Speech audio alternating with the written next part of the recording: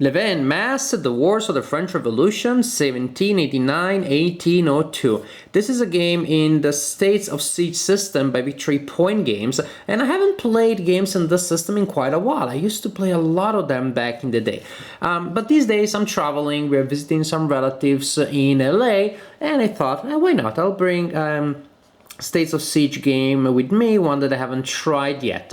Basically because these are games that are small, they travel easily, you can set them up and put them away real quick, which is great for when you're traveling. Also, they're Scyther games, so if you're traveling, you're in a place where you don't know many people, you can still play them.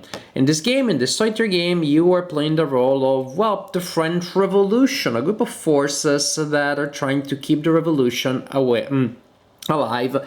From 1789, a time of great hopes and ideals, then as time goes by, you'll start beheading a lot of people, and you will end up with Napoleon. You will behead a king so that you can elect an emperor. The irony. Like in other States of Siege games, in this game you're defending a central location, in this case Paris, which is connected to other locations by a radial net of tracks. Each track has a numbered series of spaces, and each track has a marker showing an enemy army with an indication of what that army is and an army value, that is the strength of that army and how hard it is to defeat that army, or at least to push them back along that track. During the game, the enemy armies will advance towards the central space. If there ever is an enemy army in Paris at the end of a turn, you lose the game. So the main job for you, or one of the main jobs for you, will be to push enemy armies away. Here you also have three political tracks that represent different types of ideological engagement in the period covered by the game, and you will try to manipulate them. A track represents monarchy, pretty much how much the monarchy is in favor among the people and in the political environment of the time.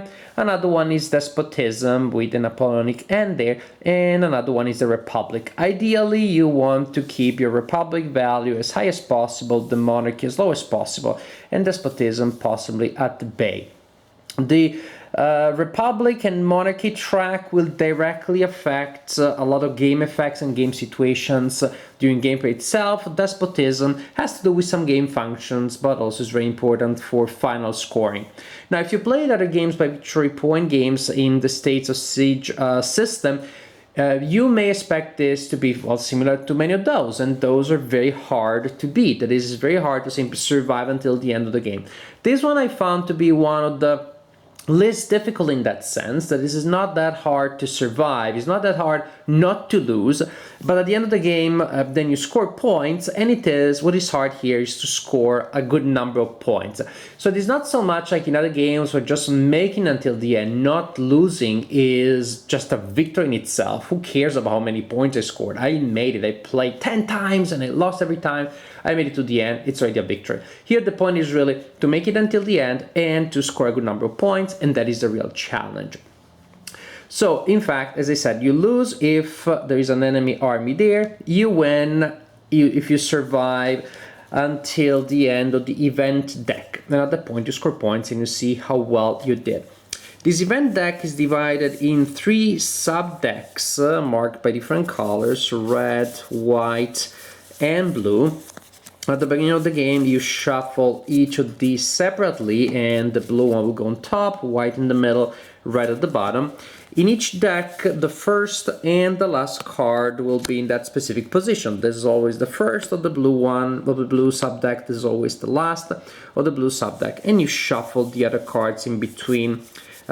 Randomly, you shuffle them together and then you sandwich them between those two. And you repeat the same for the other two to make a single deck. This is the standard game. You have also the option of playing variants, such as, for example, shuffle the first and the last card of each deck together with the other ones. for more unpredictable events, or actually, as you can see, the cards are numbered there. Then instead of shuffling the cards, you place them all in numerical order, and that will give you the exact chronology of the events. Then the cards will show up representing the events of the period covered by the game in the actual sequence in which they occurred. The basic idea is that each turn you will reveal a card here. The card will tell you several things that happen that are not under your control, and then you will be given a number of actions to perform. So first you adjust the game based on those things, and then you will choose which actions you want to take from a range of possible ones. First, military. Many cards will show here a number of enemy armies, and unless there is anything specifically described there, the presence of an enemy army symbol here simply means that the corresponding army moves by one space on its track. For example, here seeing Piedmont and Vendée means that we move the Piedmont army and the Vendée army by one on their corresponding track. The furthest space from Paris in each track is hexagonal, and that simply indicates this is the starting space of each army. Then the tracks have some spaces that are circular, and those represent spaces outside of France, and then some spaces that are square, and they represent locations inside France. Vendée is an exception because it all happens, it only acts in France, so all of the spaces on its track are square. And there are game effects for tracks that are not the Vendée that have to do on whether or not the enemy army is presently outside of France or in France. Also, we had the British. They always have to do things differently. That's just in their nature. And they have to, when they attack you, when the British army moves, it moves across the canal. So it is at sea for a certain time. When it's here, if you want to attack it, you have to follow a specific procedure to attack when it is at sea. When it is on the continent, you can still choose to attack, quote unquote, at sea, that is, to attack their supply lines, and that will still, although you're not directly attacking their army, still affecting their effectiveness, and it's still forcing that to retreat because you're attacking their supply lines. So with the Brits, you have a choice of attacking them or their supply lines. But this is the general idea of what happens when you're resolving the military section of an event card.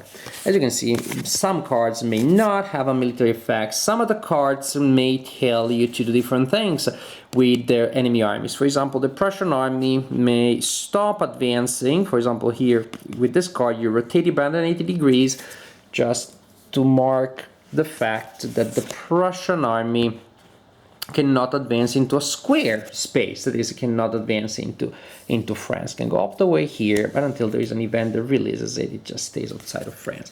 There may even be events that make an army move backwards. Other events may simply remove an army from the game if it is in the furthest space of a track. But there's a general idea. The military section will tell you how to handle the movement of the army.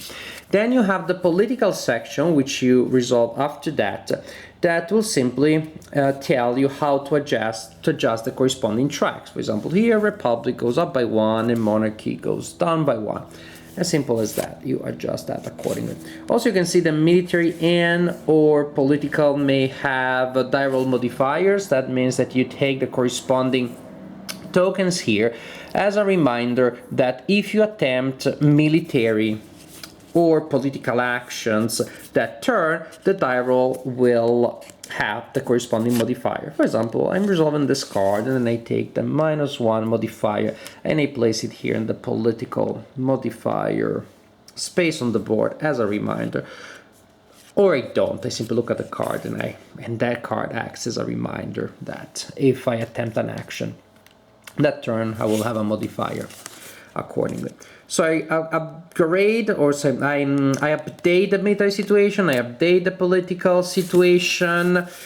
Some cards may have a reaction. When you have a reaction, the first thing that you do is you look at the political track, and if there is an army, there is a marker which is above the other two, then it is reduced by 1, and if it is a marker that is below the other two, then it goes up by 1. It's sort of like a balancing thing.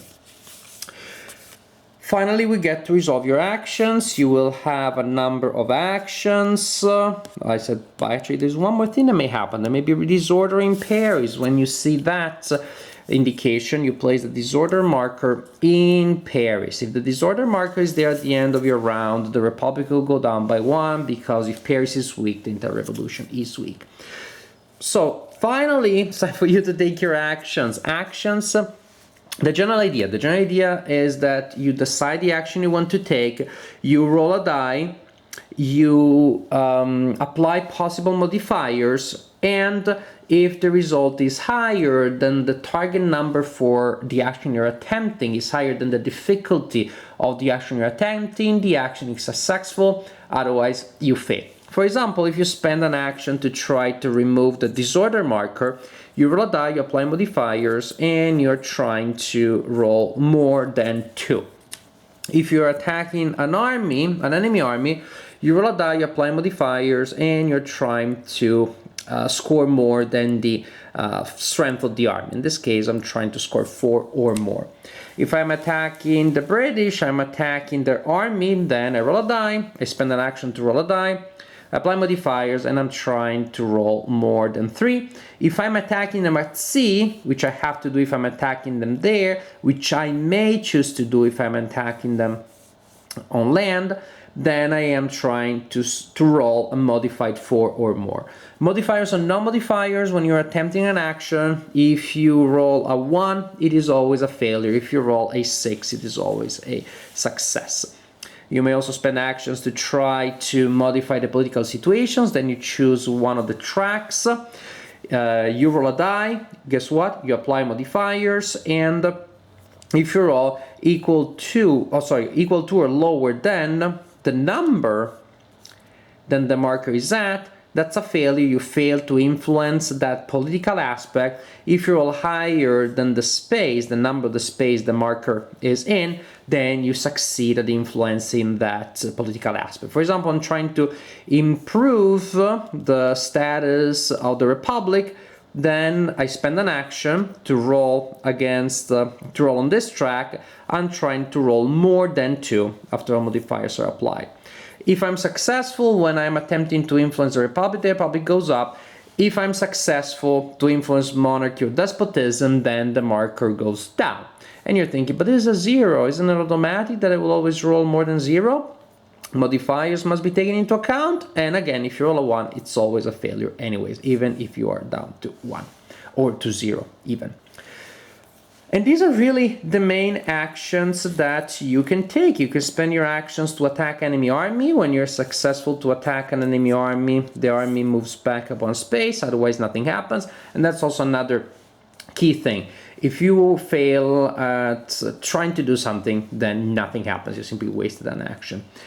If you can spend an action to attack the British at sea, you can spend an action to attack or to try to improve a political aspect. You may spend an action to try to remove the disorder marker if it is there. Later in the game, the liberation markers will become available. Then you can roll to attempt to place a liberation marker on a round square, so that on a round space that is outside of France, and that counts as a barrier against advancing enemy armies. Now, when an enemy army wants to move there, has to roll against the defense value of the liberation marker. It is also a way for you to sort of like spread the revolution outside of France. Also, liberation markers on the board at the end of the game will give you victory points that will contribute to the success of your mission, to the degree of victory in case you make it to the end of the game. These are the main concepts, really. You play like this, resolve military actions, resolve political actions, mandated by the cards, update the modifiers. There's also an important modifiers. The army will be stronger if the Republic is on the highest track. that is highest here, is higher than the monarchy. There is a negative modifier in the functioning, in the quality of the army, if the monarchy is higher than the republic, plus other modifiers. But this is a big one. You want the republic to be higher than the monarchy so that your army is strong. Resolve mandated military actions, resolve mandated political actions, spend your actions any way you want, performing those functions that I explained earlier. Then the turn is over, you flip the next card over and you repeat the sequence. Resolve, resolve, perform actions, resolve, resolve, perform actions, and so on and so forth. Until either you lose the game, and in the case, guess what? You lost the game, or you win the game, and at the point you score victory points and see how well you did. The States of Siege system has been around for about 10 years now, and it has quite a couple of titles to its credit. It is a core idea that can be then reinvented in a lot of different ways, applied to different themes, and also reinvented at different levels of complexity. From Israel Independence, which is the simplest game in the system, and in fact it is so linear that basically it works mainly as an introduction to the system or to wargaming in general rather than as a full gaming experience, to Cruel Necessity, which is the most complex game in the system, incidentally by the same author of Levee and Masse. And then we have intermediate complexity games such as Ottoman Sunset or Habsburg Eclipse. I would say that Levee and Masse is in the middle, easy range in terms of complexity, number of rules, number of procedures, etc., etc. More than Israel Independence, but definitely more complex with more meat to it, but less complicated with fewer rules and fewer procedures than, say, Ottoman Sunset. So it can still be a good introduction to the system, while at the same time it is more rewarding than Israel Independent. It has more things going on. Definitely it is more pleasant and more engaging to play.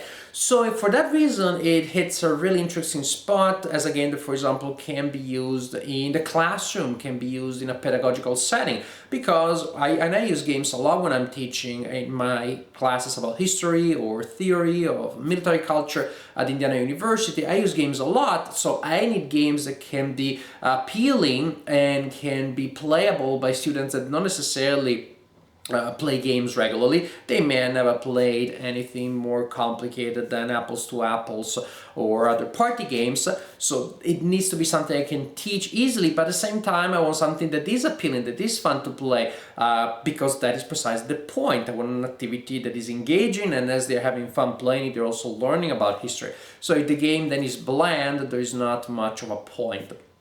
Levee and Masse hits that difficult balance right there between something that is easy enough that you can teach it to people that have never played a hobby game before, and yet as they are playing it they can get interested in that in the activity, they can get excited about the topic of the game and the process of gaming itself.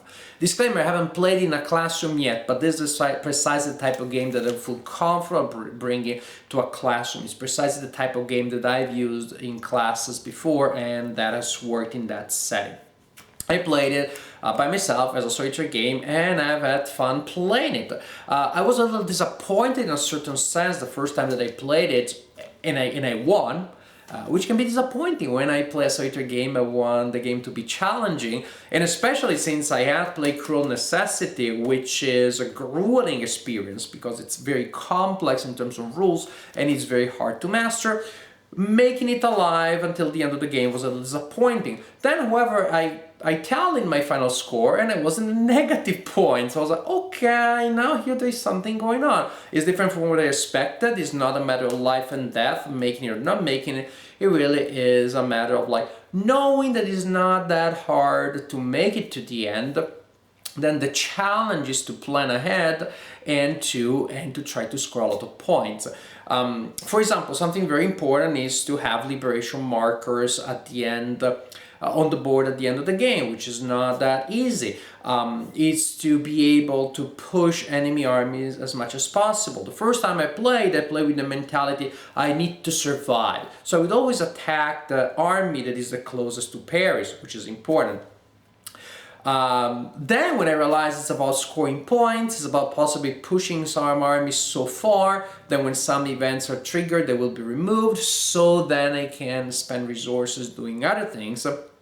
When I realized that, then the game became much more interesting with different nuances. Then I would be okay, say if an enemy army was a 3, and another one at 4, if I'm playing for survival, I would always attack the one that is a 3 and push it back a 4. If I'm trying to go for points, and I'm trying to push some armies as farthest as possible, hoping that the net game effect will remove them, then I'm okay keeping an enemy a 3 and an enemy a 3, maybe even a 2, as I'm trying to go for a longer strategy, a long-term strategy, which is I'm pushing the Austrian army to the 5 space because I'm hoping that that card that I know will come that says if the Austrian army is at 5 at this point, remove it from the map.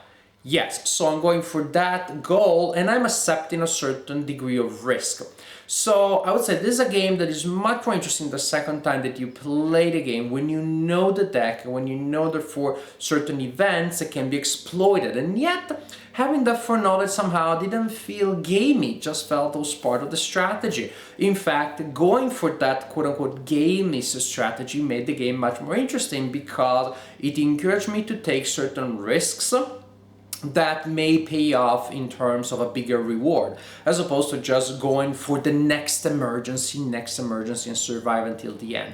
Knowing that survival to the end was not the main point, was not that, that was the biggest thing that I needed to worry about, was in a certain sense liberating because it allowed me to plan for different strategies. And since the game is fairly linear, it's not like other games where you can do a lot of different things. You are attacking an army, and attacking the British at sea is very similar to attacking them on land. You are improving the political situation, which is not very different from attacking armies.